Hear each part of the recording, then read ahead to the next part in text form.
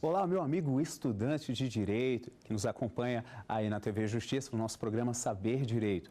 Hoje nós estamos aqui para apresentar o programa Saber Direito Responde, né? O formato do programa é o seguinte: surgiram dúvidas ao longo da semana, nós vamos esclarecer essas dúvidas. Para isso, nós contamos com a ajuda dos nossos amigos estudantes de Direito aqui do Distrito Federal, ok? Os nossos amigos Ana Clara, Jean e Emanuela. Eles trouxeram algumas perguntas, vão fazer algumas perguntas. Eu vou tentar responder as perguntas e, ao mesmo tempo, elucidar as questões aí para você que está em casa, né? Para fazermos uma revisão, né? E também esclarecermos alguma situação, né, que tenha ficado obscura aí ao longo do estudo, né, durante a nossa semana. Lembrando que o tema proposto para o nosso estudo foi Poder Judiciário, as garantias constitucionais e a organização desse Poder Judiciário. Então, as perguntas, né, que foram elaboradas pelos alunos, né, vão versar sobre esses temas, tá? Porque ele está relacionado a todo aquele conteúdo que foi ministrado aí ao longo da nossa semana. Ok, minha gente? Então, vamos lá, vamos conversar com a nossa amiga estudante de Direito, Ana Clara. Ana Clara, qual a pergunta que você formulou? Professor, quais são as garantias funcionais do Poder Judiciário?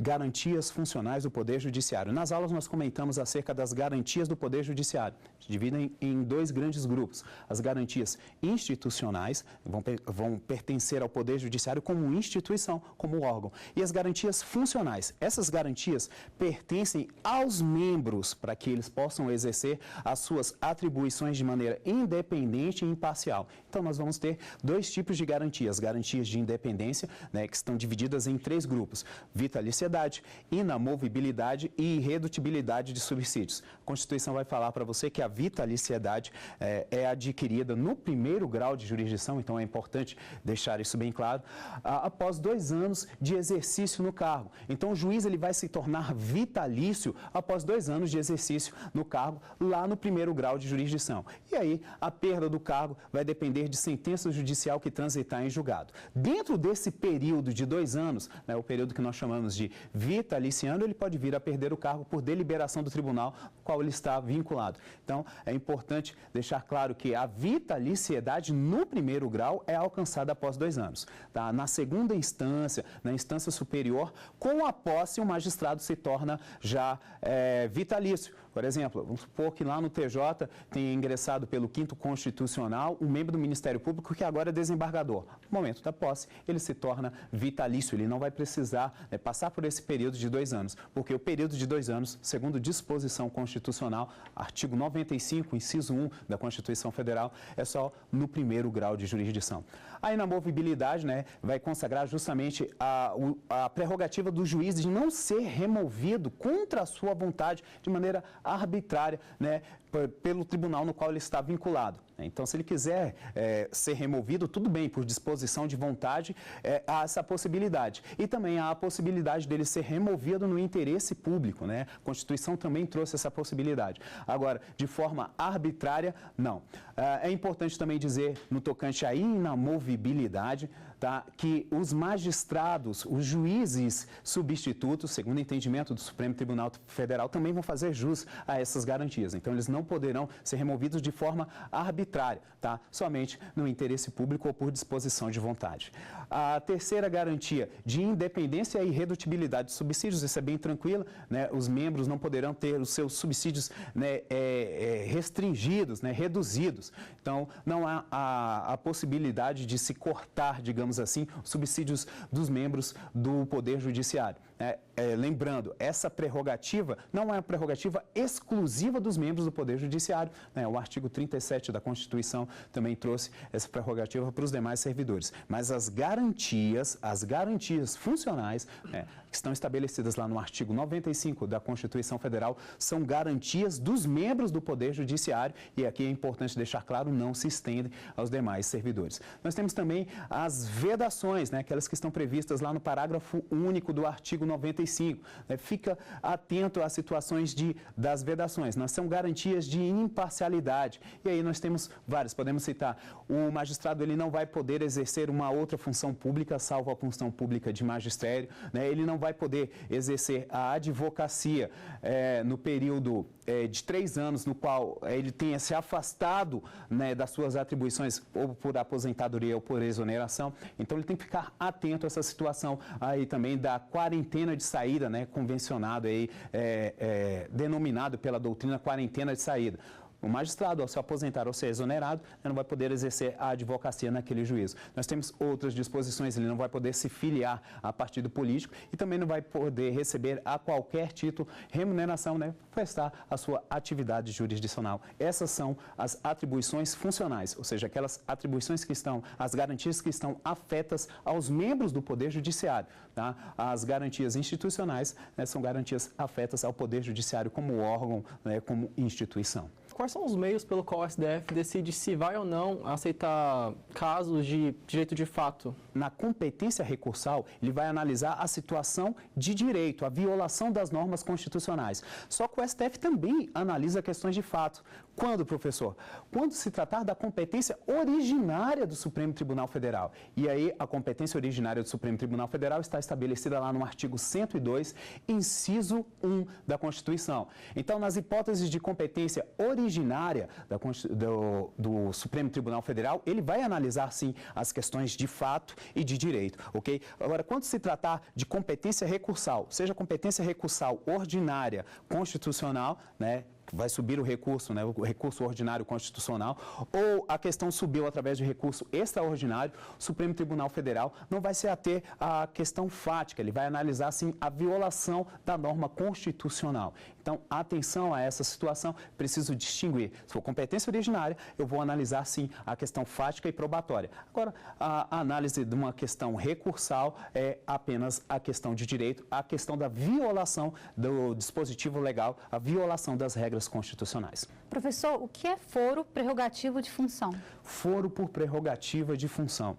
Muito bem, Emanuela, o foro por prerrogativa de função, né, a doutrina tem chamado a atenção no tocante ao foro por prerrogativa de função, é um foro no qual a autoridade, e aqui nós vamos falar dos magistrados, né, serão processados e julgados por um determinado órgão, um órgão competente, ok? Em razão do cargo e da função que ele exerce. Então, não é correto, né, até a doutrina tem dito isso, tem se posicionado dessa forma, se chamar foro privilegiado, porque na verdade não é um privilégio daquele ocupante, o ocupante daquele cargo, a pessoa que está exercendo aquela atribuição pública, mas sim uma prerrogativa da função na qual ele está exercendo. Então, estejam atentos. Foro por prerrogativa de função é a possibilidade, tá, de determinadas autoridades serem julgadas por um órgão competente. Sobre o foro por prerrogativa de função, é importante salientar, ele vai ser estabelecido em razão da prática de crimes comum, né, crime comum, praticou um crime comum ou crime de responsabilidade. Então, se a autoridade praticou um crime comum, ele poderá ser julgado por um determinado ente estatal. Vamos colocar aqui, por exemplo, os ministros do Supremo Tribunal Federal. O ministro do Supremo Tribunal Federal cometeu um crime comum. A competência para processar e julgá-lo é do próprio Supremo Tribunal Federal. Está estabelecida lá no artigo 102, inciso 1, a linha B da Constituição Federal. Contudo, se o ministro do Supremo Tribunal Federal vir a cometer um crime de responsabilidade, a Constituição atribuiu a competência para o seu processamento e julgamento ao Senado. Está estabelecido lá no artigo 52, inciso 2 da Constituição Federal. Então, isso é um foro por prerrogativa de função. A análise do caso concreto por um órgão especial, né, digamos um órgão, seja ele do Poder Judiciário ou, no caso, uma casa legislativa, como é o caso do Senado, né, a competência é atribuída em razão da prerrogativa da função que aquela determinada autoridade exerce. Professor, o que é o princípio da inércia judiciária? Princípio da inércia do Poder Judiciário. Excelente pergunta, né? Nós temos 3 características da jurisdição. Uma das características é a inércia, né? O Poder Judiciário, ele vai se manifestar quando provocado. O Poder Judiciário, ele não vai tutelar como regra, ok, de ofício. A priori, ele precisa ser provocado para que venha a tutelar, para que venha aplicar a lei ao caso concreto. Tá? O princípio da inércia é justamente esse. O Poder Judiciário, a autoridade judiciária vai ficar ali, paradinha, vai esperar que você leve ao seu consentimento a sua prestação jurisdicional, a sua lide, o seu caso concreto, para que ele tome conhecimento e assim possa aplicar a legislação àquela sua situação. Tá? Professor, por que você comentou que a priori, o judiciário não age de ofício? Porque nós temos situações, exceções a essa regra, esse princípio da inércia, né? Nós temos previsões tanto no Código de Processo Civil como no Código de Processo Penal, em que o Poder Judiciário poderá sim atuar de ofício. Um exemplo é a possibilidade dos juízes e dos tribunais nos processos de sua competência, né, conceder ordem de habeas corpus de ofício. Ou seja, o paciente não vai precisar provocar o Poder Judiciário. Se o Poder Judiciário identificar, se a autoridade judiciária identificar uma ilegalidade ou um constrangimento, ele poderá, de ofício, segundo o artigo 654, parágrafo 2º do Código de Processo Penal, né, conceder a ordem de habeas corpus independentemente da provocação. Mas a regra, claro, a regra é o princípio da inércia. O judiciário precisa ser provocado, só que deixando claro, essa regra, esse princípio não é um princípio absoluto. Há a possibilidade de que em determinados atos o Poder Judiciário venha a agir, né, de ofício, sem provocação. Assim, nós vamos encerrar esse bloco, né, essa rodada de perguntas, e nós vamos voltar depois do intervalo, né, dirimindo mais algumas dúvidas que surgiram aí ao longo da semana. Um abraço e até lá.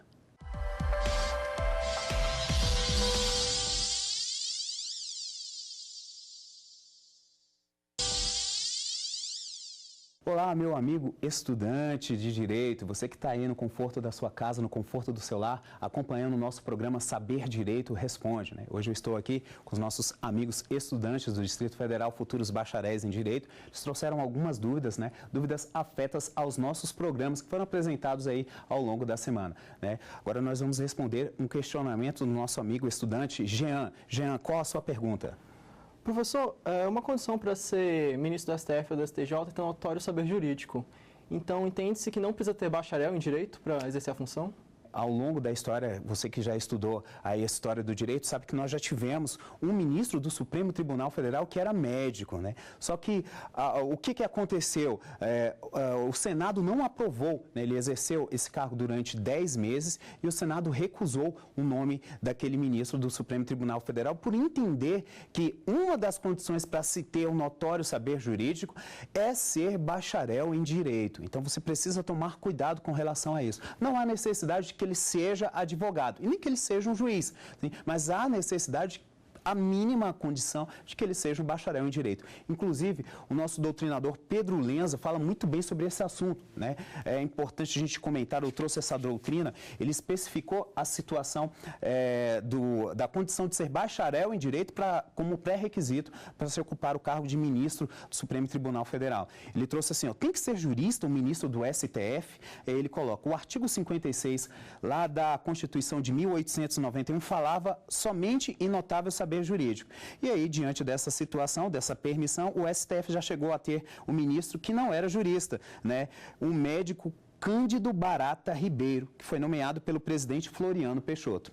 E aí ele fala, o Senado, contudo, em sessão secreta de 1894, bem antiga sessão, negou a aprovação do nome de Barata Ribeiro nos termos do parecer da Comissão de Justiça, que considerou desatendido o requisito de notável saber jurídico. Portanto, ele finaliza, atualmente e desde o parecer de João Barbalho de 1894, passou-se a entender que todo ministro do STF terá de ser necessariamente jurista, tendo cursado a faculdade de Direito. Então, um requisito mínimo, segundo o entendimento doutrinário recente, né, tanto proferido aqui na obra do Pedro Lenza, bem como na obra do nosso doutrinador, o Adilan Mego Bulos, a previsão é de que ele seja, no mínimo, bacharel em Direito. Tá? Não há a previsão de que ele seja, a Constituição não trouxe essa previsão de forma expressa. É um requisito, né, digamos assim, implícito, né, e que está convencionado, foi, digamos assim, enraizado ao longo da nossa história. Né, então, se convencionou que o requisito mínimo é que ele seja, pelo menos, bacharel em Direito. Não há necessidade de ser um juiz, um magistrado e nem um advogado, mas bacharel em Direito é a condição mínima, segundo o entendimento doutrinário da matéria. Professor, o STM é composto apenas por militares? Nós temos 15 ministros, né, que vão compor o Superior Tribunal Militar. 15 ministros. Desses 15 ministros, 4 são oficiais generais do Exército. 3 são oficiais generais da Marinha e 3 são oficiais lá da Aeronáutica. Então, nós temos oficiais generais do Exército, da Marinha e da Aeronáutica. 4 do Exército, 3 da Marinha, 3 da Aeronáutica. Nós temos 10 ministros, né, que são militares. Só que nós temos 5 ministros que são civis. Então, o STM não é composto apenas por ministros militares, né? Nós temos 5 civis. Esses 5 civis, 3, né, serão escolhidos dentre advogados com notório saber jurídico, 10 anos de atividade, tá, de exercício profissional. Vai ser um membro do Ministério Público, tá, e vai ser um juiz auditor. Então, nós temos 5 civis que vão compor o STM e mais 10 ministros, né, que são militares, que vieram tanto do Exército como da Marinha e da Aeronáutica. Então, ele não é formado apenas por ministros militares, nós temos também ministros civis. Professor, quais são os órgãos do Poder Judiciário? O artigo 92 da Constituição Federal elencou os órgãos do Poder Judiciário. E aí você precisa estar atento ao artigo 92. Como eu falei ao longo da semana, o artigo 92 ele é extremamente importante para o nosso estudo do Poder Judiciário. O mínimo, né, você precisa saber sobre o Poder Judiciário e quais são os órgãos que vão compor esse Poder Judiciário. O artigo 92 vai elencá-los, tá? Nós temos o Supremo Tribunal Federal como órgão cúpula do Poder Judiciário. O STF é o órgão cúpula do Poder Judiciário, tá? Então, Supremo Tribunal Federal. Nós temos o Conselho Nacional de Justiça, o CNJ, que não exerce funções jurisdicionais, exerce as funções de natureza administrativa. Nós vamos ter 4 tribunais superiores, STJ, né, que vai ser a instância superior da Justiça Comum. Nós vamos ter o Tribunal Superior do Trabalho, a instância superior da Justiça Trabalhista. Nós temos o Tribunal Superior Eleitoral, a instância superior da Justiça Eleitoral, e o Superior Tribunal Militar, a instância superior da Justiça Militar da União. Tá? Como eu havia comentado, preciso distinguir a Justiça Militar em Justiça Militar Federal e Justiça Militar Estadual. Nós também temos os Tribunais Regionais Federais, 5 Tribunais Regionais Federais. Nós temos os TJs nos estados e o TJ do Distrito Federal e territórios. Nós temos os Tribunais Regionais do Trabalho, né? Tribunais Regionais do Trabalho, hoje, atualmente, nós temos 24 TRTs. Nós temos os Tribunais Regionais Eleitorais, um em cada estado e um no Distrito Federal. Também são órgãos do Poder Judiciário os juízes federais, os juízes estaduais, os juízes trabalhistas, né, os juízes do trabalho, os juízes eleitorais e os juízes militares. Todos esses, segundo o artigo 92 da Constituição Federal, né, são órgãos do Poder Judiciário. E aí você vai me perguntar, professor, juízes são órgãos? Sim, né, já foi cobrado em uma prova de concurso público, né? Os juízes federais são órgãos do Poder Judiciário. E aí o aluno, não, eles não são órgãos, são magistrados, marcou a questão como se estivesse errado, acabou perdendo uma questão, tá? Juízes também são órgãos, né, por força daquilo que está expressamente previsto no artigo 92 da Constituição Federal. O processo de seleção dos novos ministros, eles podem ser considerados subjetivo?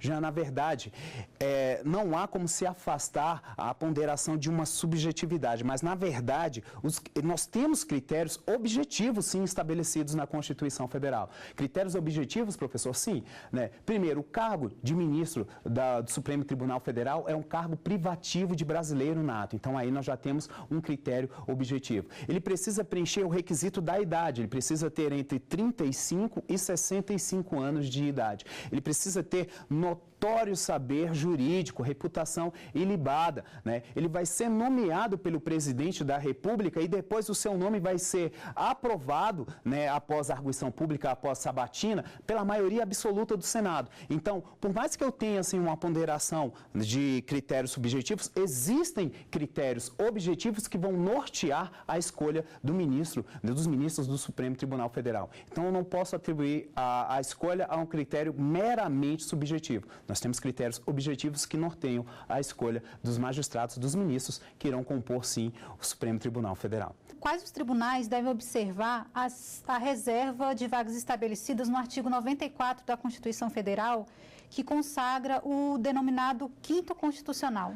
Muito bem. O artigo 94 vai falar que os tribunais regionais federais e os tribunais de justiça dos estados mas o Tribunal de Justiça do Distrito Federal e Territórios deverão reservar 1/5 das suas vagas, dos seus assentos, né, dos assentos destinados aos desembargadores, para aqueles membros oriundos do Ministério Público com mais de 10 anos de efetivo exercício, né, de atividade, né, mais de 10 anos de efetiva atividade, e também vai reservar para os advogados, né? Advogados com mais de 10 anos de atividade profissional que tenha notório saber jurídico e reputação ilibada. Então, o 5º Constitucional se destina justamente aos membros do Ministério Público e esses advogados que preencherem os requisitos que são estabelecidos lá no artigo 94. E aí você vai me perguntar quais são os tribunais, né? Foi a pergunta da nossa amiga Emanuela.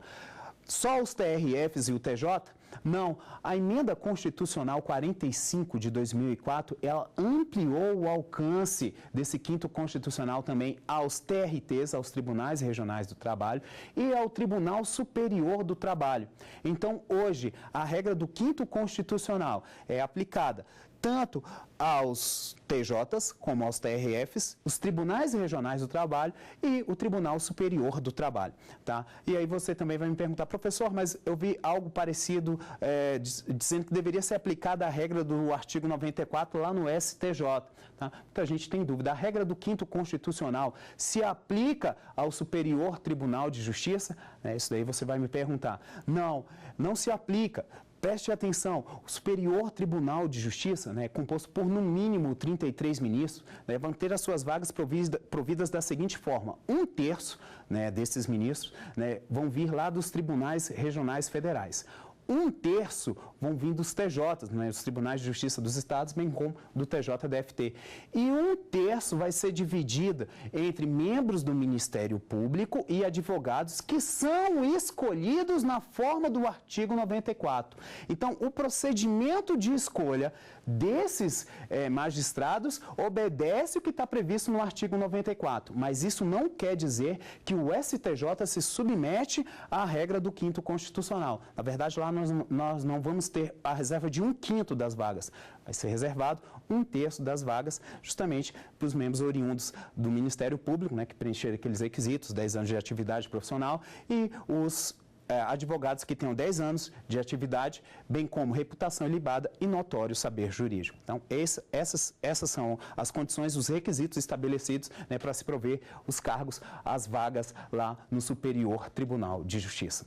Ok, minha gente? Então, com isso, né, com essa resposta, nós vamos encerrar essa rodada de perguntas, nós vamos encerrar o nosso programa Saber Direito Responde. Eu agradeço pela companhia, pela paciência, deixo aqui um abraço, né, e lembre-se sempre, né, trace objetivos, trace metas que os seus sonhos se realizarão, tá? Estude bastante, se dedique, com certeza você vai alcançar os seus objetivos nessa carreira tão linda que é a carreira jurídica. Um abraço e até a próxima.